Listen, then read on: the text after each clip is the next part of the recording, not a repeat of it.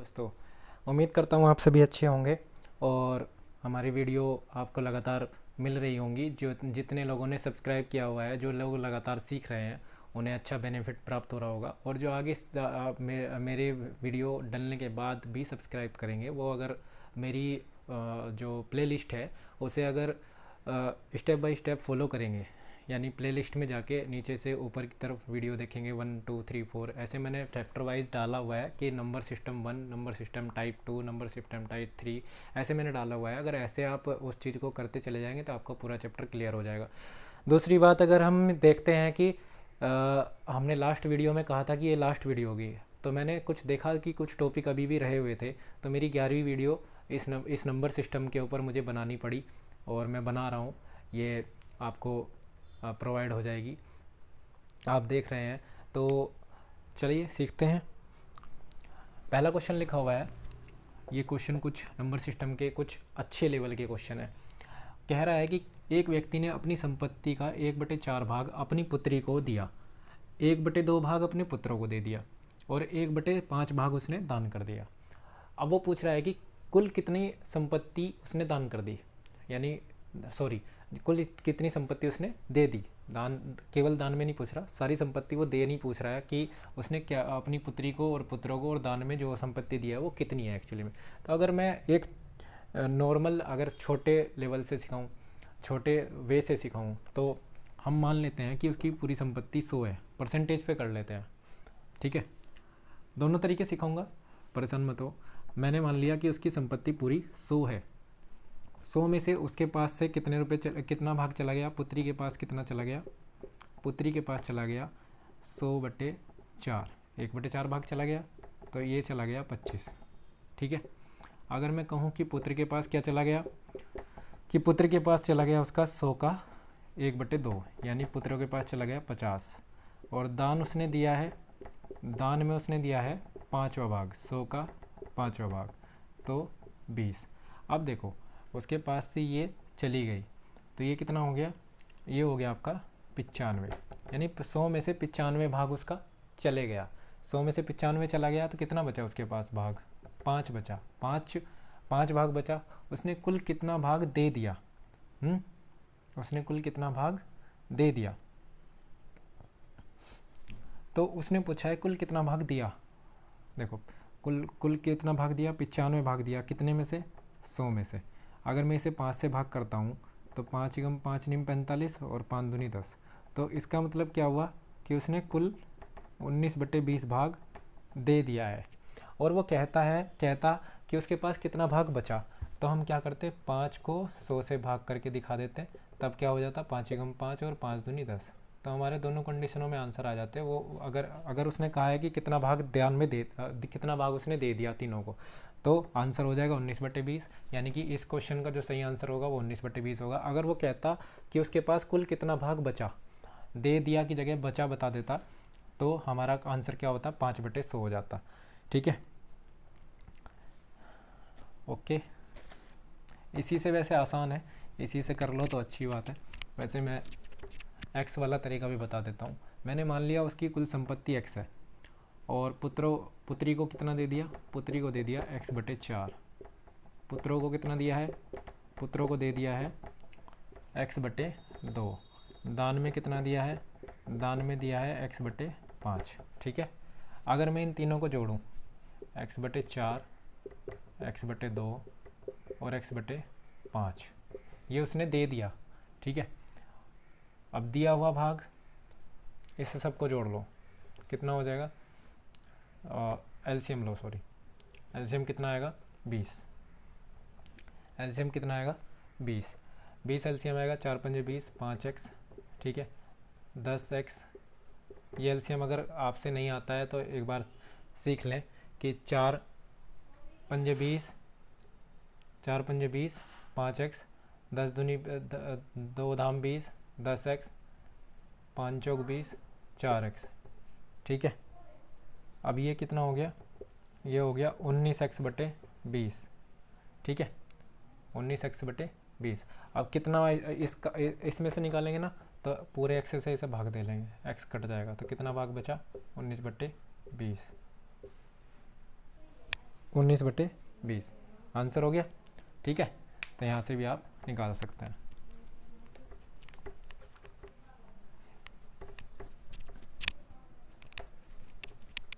और अगर वो बचा हुआ भाग आपसे कहता कि बचा हुआ भाग, इसी से बचा हुआ भाग भी निकाल सकते हैं कि x माइनस 19x/20, तो बचा हुआ भाग भी बता सकते थे।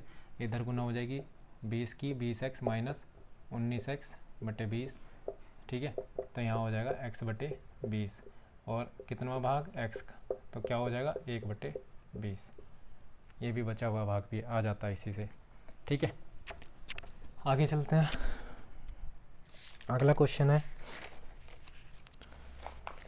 एक परीक्षा में ए तथा बी के अंकों का योग 20 है, 120 है। पहले क्वेश्चन लिख लेते हैं। एक परीक्षा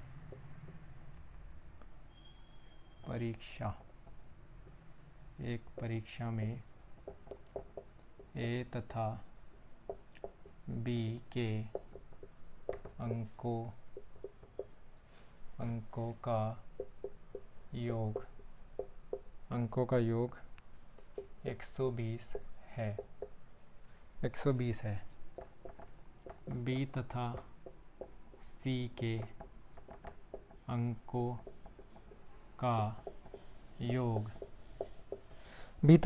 अंकों का योग 130 है।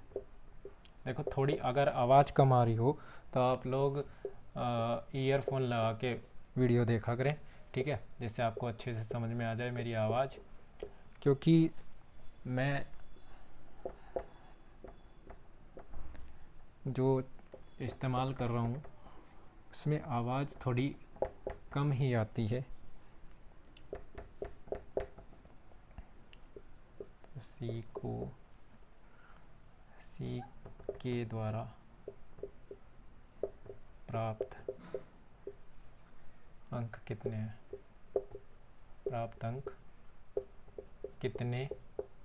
हैं?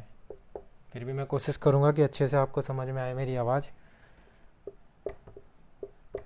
पहला 65 ऑप्शन दे रखा है, दूसरा 75, तीसरा 70 और चौथा आपका 60। ठीक है, एक परीक्षा में ए तथा बी के अंकों का योग 120 है, बी तथा सी के अंकों का योग 130 है, सी तथा ए के अंकों का योग 140 है। ठीक है, पूछ रहा है कि सी के द्वारा कितने अंक प्राप्त किए गए। ठीक है, तो हमारे पास लिख लो, a प्लस बी का मान हमारे पास कितना है 120। अगर मैं b प्लस सी का मान देखूं तो 130। अगर मैं c प्लस ए का मान देखूं तो मेरे पास आ गया 140। अगर मैं इन सब का टोटल कर देता हूँ तो मेरे पास क्या आ रहा है, देखो यहाँ मैं जो टोटल कर रहा हूँ वो ऐसे लिख रहा हूँ। अगर मैं इधर का टोटल करता हूँ, इस सब को टोटल करता हूँ, तो a plus B plus C plus C plus A is equal to कितना हो जाएगा 120 प्लस 130 प्लस 140। ये बात समझ में आ रही है? अगर हम इन सब को जोड़ लें तो ऐसे लिख सकते हैं a प्लस बी का मान 120 है, बी प्लस सी का मान 130 है, सी प्लस ए का मान 140 है। अगर मैं इसे बाहर निकालता हूँ ब्रैकेट से, a plus B plus C plus A is equal to, अगर मैं इनका टोटल कर देता हूँ 4 3 7 और 2 9 और 390। अब मैं इन सब को जोड़ता हूँ तो मेरे पास a प्लस ए 2a हो गया, b प्लस बी 2b हो गया, c प्लस सी 2c हो गया। इसका मान मेरे पास कितना है 390। अब देखो, यहाँ से मैं 2 कॉमन ले सकता हूँ तो मेरे पास क्या आ गया a plus B plus C, total का तीनों का टोटल आ गया, यानी a plus B plus C is equal to 390/2। 2 एकम 2, 2 नीम 18, 2 पंजे 10। मेरे पास कितना आ गया, a प्लस बी प्लस सी का मान 195 आ गया, 195। ठीक है, a प्लस बी प्लस सी का मान। अब मेरे पास मुझसे किसी का भी पूछ ले, वो a का पूछ ले, b का पूछ ले, c का पूछ ले, किसी के भी द्वारा प्राप्त अंक पूछ ले तो मैं सबके बता दूंगा, c का ही नहीं मैं सबके बता सकता हूँ। देखो, अगर मैं इसमें से a प्लस बी का मान मेरे पास है 120, a प्लस बी प्लस सी का मान मेरे पास 195। अगर मैं टोटल मेरे पास 195 है, और मुझे सी का मान चाहिए, तो मैं ए प्लस बी का जो मान है, ये जो ए प्लस बी का मान है, इसमें से इधर से घटा दूंगा तो कितना हो जाएगा 195 माइनस 120। ठीक है, तो मेरे पास सी का मान आ जाएगा कितना 75 आ जाएगा। ठीक है, अगर वो मेरे से पूछ ले बी का मान, तो मेरे पास बी का मान यानी ए प्लस सी का मान मुझे इधर से घटाना पड़ेगा। ए प्लस सी का मान मेरे पास कितना है, ए प्लस सी का मान मेरे पास 140 है, यानी मैं 140 घटा दूंगा। अब की बार कितना बचेगा 55 बचेगा। अगर मुझसे पूछ ले ए का मान, तो ए के मान में क्या होगा 195 में से क्या घटाऊंगा बी प्लस सी का मान घटा दूंगा 130 में इसमें से माइनस कर दूंगा, यानी मेरे पास कितना बचेगा 65। देखो तीनों के आंसर यहाँ पे वो तो आपको जब क्वेश्चन देगा तो वो आपको कुछ भी दे सकता है, ए दे दे, बी दे दे, सी दे दे, किसी का भी मान पूछ सकता है। तो आपको सबसे पहले ए प्लस बी प्लस सी का टोटल निकालना आना चाहिए, टोटल कैसे निकला है। ठीक है, एक बार दोबारा वीडियो देख लेना। ऐसा हमने इन तीनों को अलग अलग रखा और इन तीनों को अलग अलग रख के जोड़ लिया, और ये 2 कॉमन आ जाएगा, 2 इधर जाके डिवाइड में चला जाएगा, 195 आ जाएगा टोटल। ठीक है, फिर आपका आंसर आ जाएगा।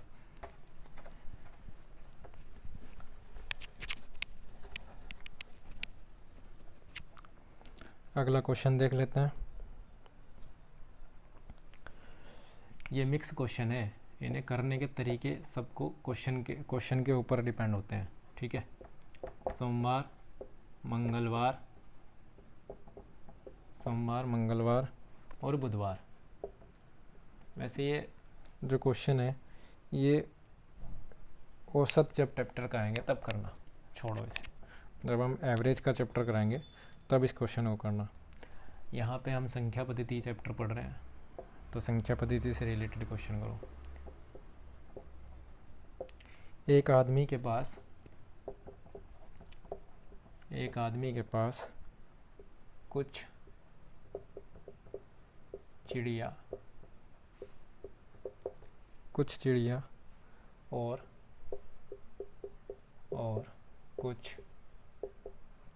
कुछ गायें हैं। उसके पास कुछ चिड़ियाएँ हैं, पाल रखी हैं उसने, और कुछ गायें हैं। यदि चिड़िया और गाय के सिरों की संख्या, चिड़िया और गायों के जो सिर है, सिर की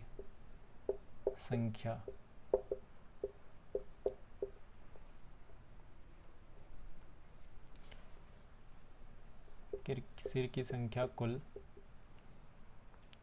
50 है।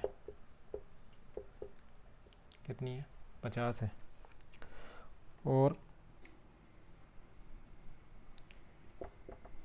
चिड़ियों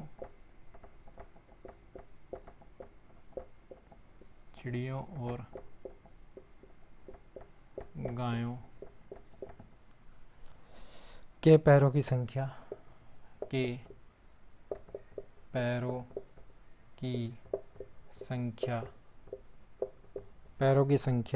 142 है। 142 है। तो गायों की संख्या कितनी है? तो गायों की संख्या कितनी है? तो गायों की संख्या पूछिए हमसे। ऑप्शन है 21, 25, 27 और 29। ठीक है, ऑप्शन हमें दिया हुआ है। एक आदमी के पास कुछ चिड़िया और गायें हैं। चिड़िया और गायों के सिरों की कुल संख्या 50 है। चिड़ियों और गायों के पैरों की संख्या 142 है। देखो जितने उनके सिर हैं वे टोटल उतने ही हैं, क्योंकि सिर तो 2 नहीं हो सकते या 4 नहीं हो सकते, सिर तो सिर ही है। तो वे टोटल हमें पता लग गया कि वे टोटल कितने हैं। यानी हमारे पास क्या आ गया, अगर हम बर्ड्स ऐसे लिख लें, बर्ड्स और काऊ बी और सी ऐसे लिख लें, तो बी प्लस सी हमारे पास कितना है 50 है। अब उसने कहा है कि चिड़ियों और गायों के पैरों की संख्या 142 है। चिड़ियों और गायों की संख्या, गायों के पैरों की संख्या। देखो गाय के कितने पैर, चिड़िया के कितने पैर होंगे?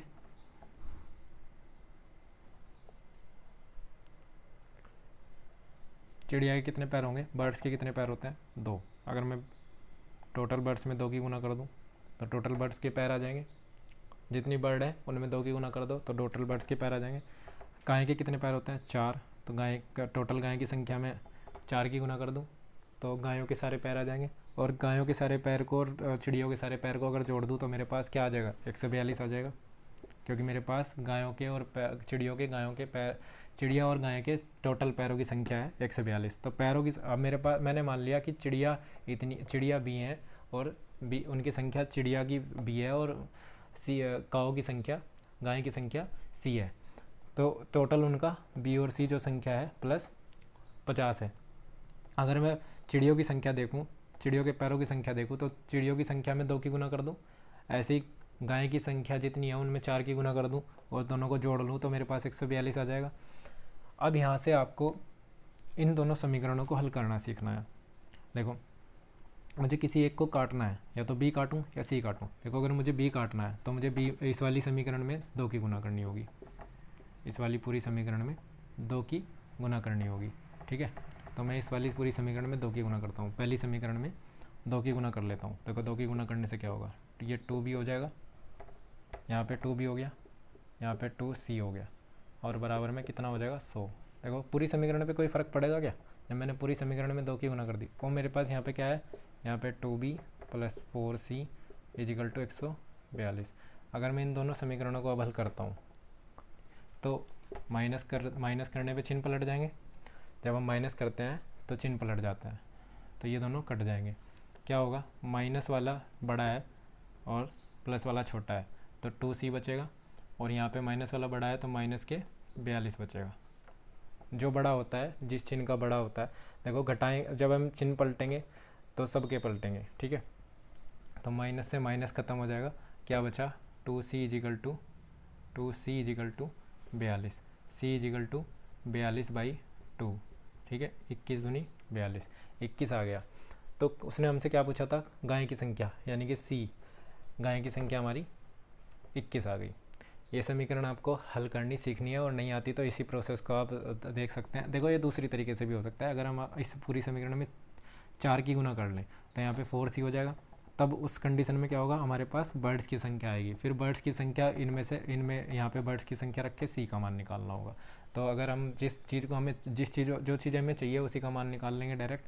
तो अगर हमसे पूछे बर्ड्स की संख्या कितनी है तो बर्ड्स की संख्या यहाँ से इस समीकरण में सी का मान रख दो तो 50 - 21। ठीक है, ये हो गया 29 सॉरी, ये हो गया 29। तो बर्ड्स की संख्या 29 है और काऊ की संख्या 21 है। आगे चलते हैं। जिसे समझ ना आए वो दोबारा वीडियो देखे, जिससे आपको जो स्टेप है उसे दोबारा रोक के आप देख सकते हैं। ठीक है, मैं एक क्वेश्चन और करा रहा हूँ इसके जैसा। एक आदमी के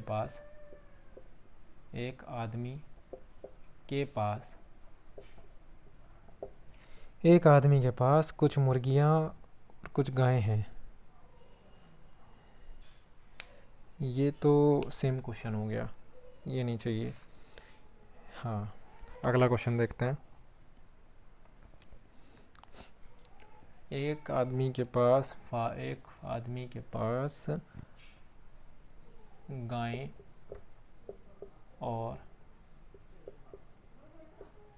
गायें और इस बार मुर्गियां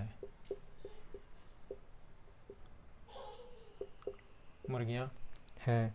यदि सिर गिने जाएं तो यदि उनके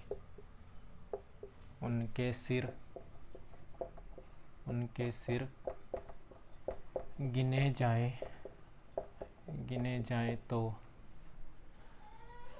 गिने जाएं तो 180 हैं। यदि टांगे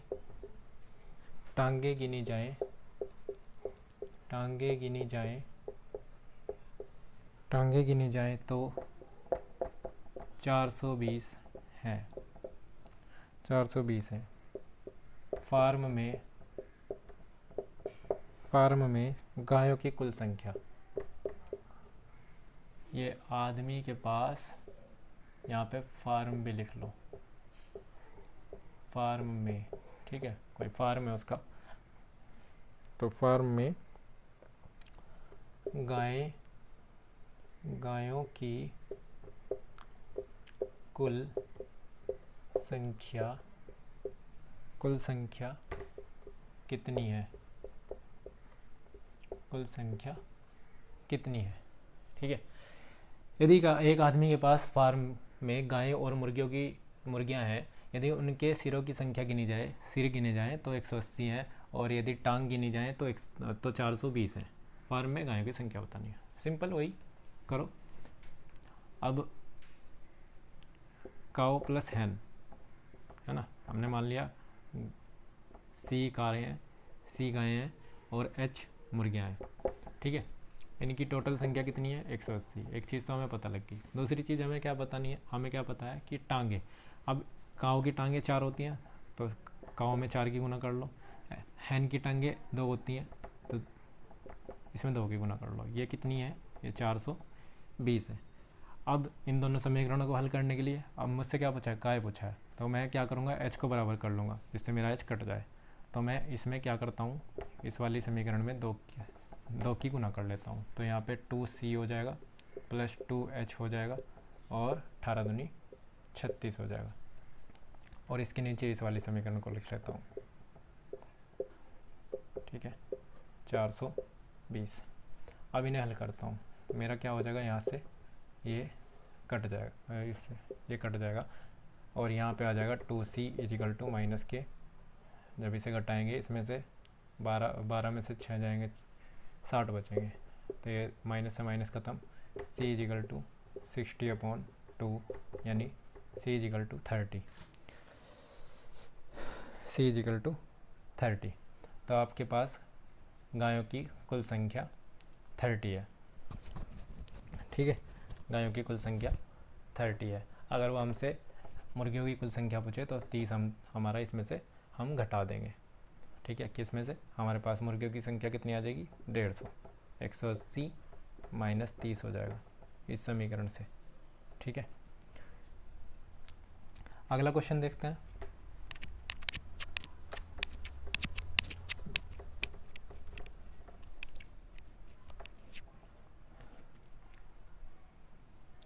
कुल, देखो ये क्वेश्चन नंबर चेंज करते रहना, मैं खाली क्वेश्चन लिख रहा हूँ। कुल 280 गेंदें 50 लड़के एवं लड़कियों को दी जाती हैं। 280 गेंदें 50 लड़के और लड़कियों 50 लड़के और लड़कियों को दी जाती हैं। इसमें प्रत्येक लड़के को 5, इसमें प्रत्येक लड़के को 5 एवं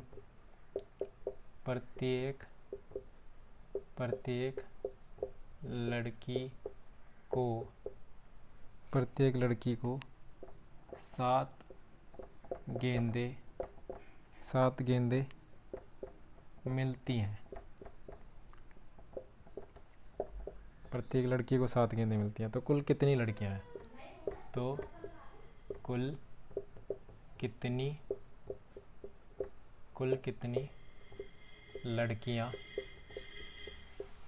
लड़कियां हैं, ठीक है, ये बताना है। हमारे पास गेंदें कितनी हैं, 280 गेंदों को हमने 50 में बांटा है, 50 जने हैं, लड़के और लड़कियों की संख्या सबकी मिला के 50 है। इनमें प्रत्येक लड़के को 5 और प्रत्येक लड़की को 7 गेंद दी जाती है।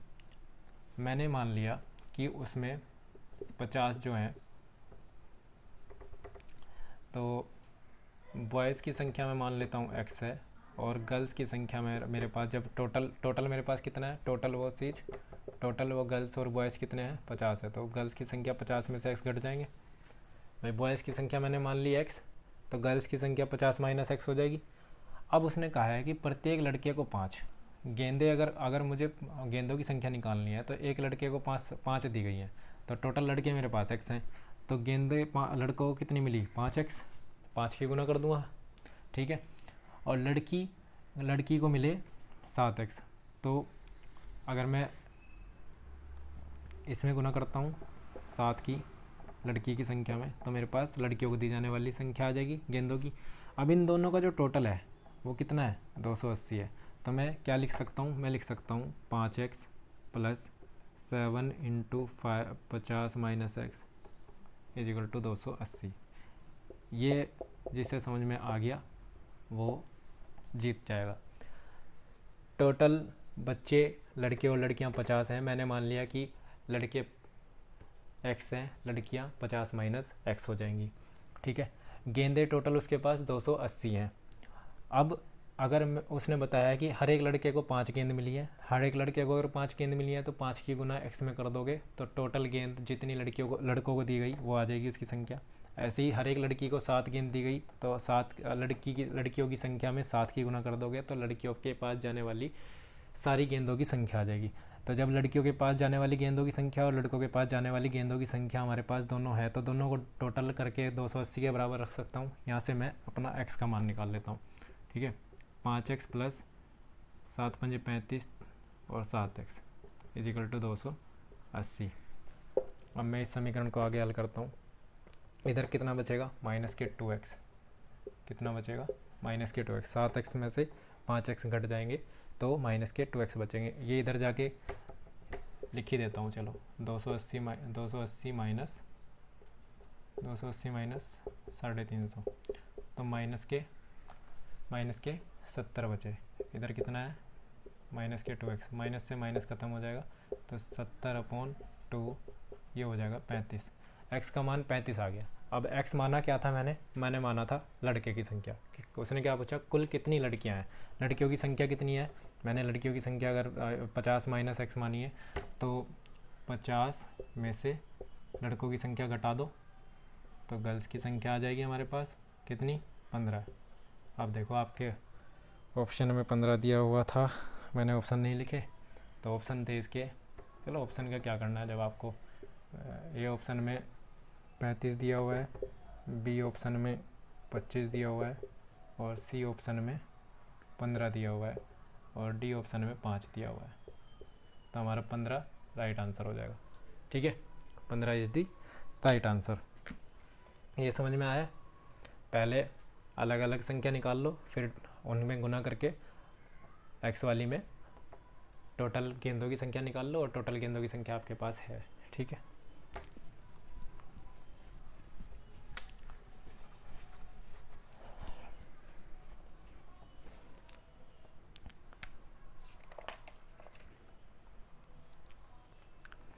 अगला है 20 ओवर अगर खेलता है कोई बंदा,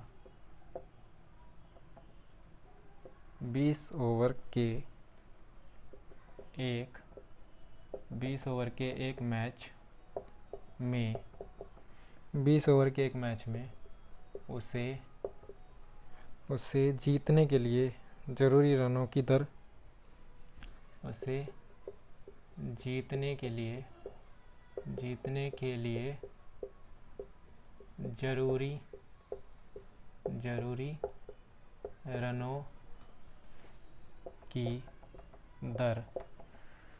जरूरी रनों की दर 7.2 है, तो 15वें ओवर के अंत तक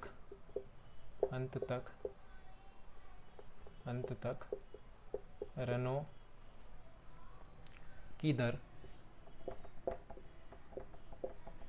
की दर 6 रही हो तो शेष ओवरों में मैच जीतने के लिए कितने रनों की दर जरूरी है। तो शेष ओवर में मैच जीतने के लिए, मैच जीतने के लिए कितने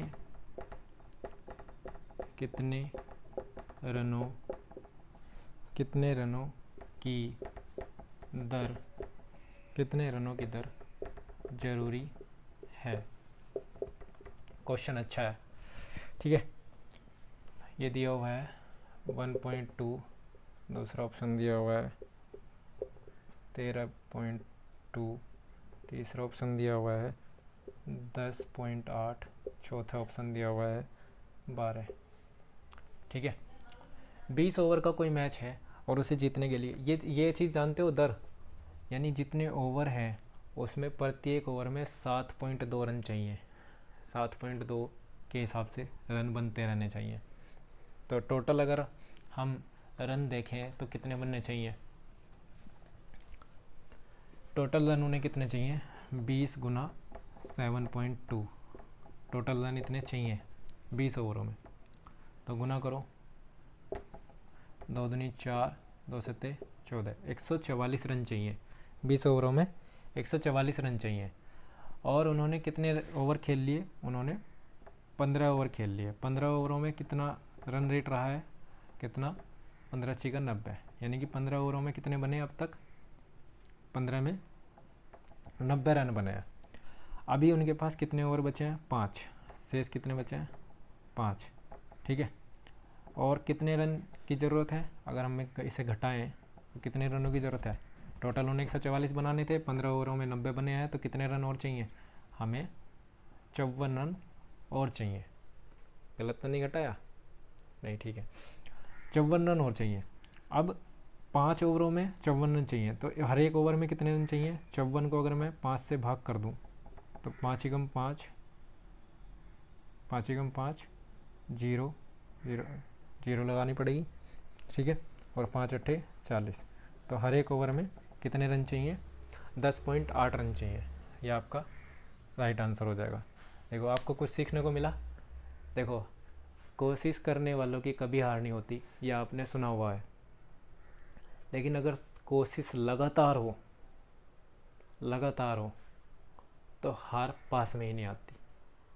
ऑल द बेस्ट।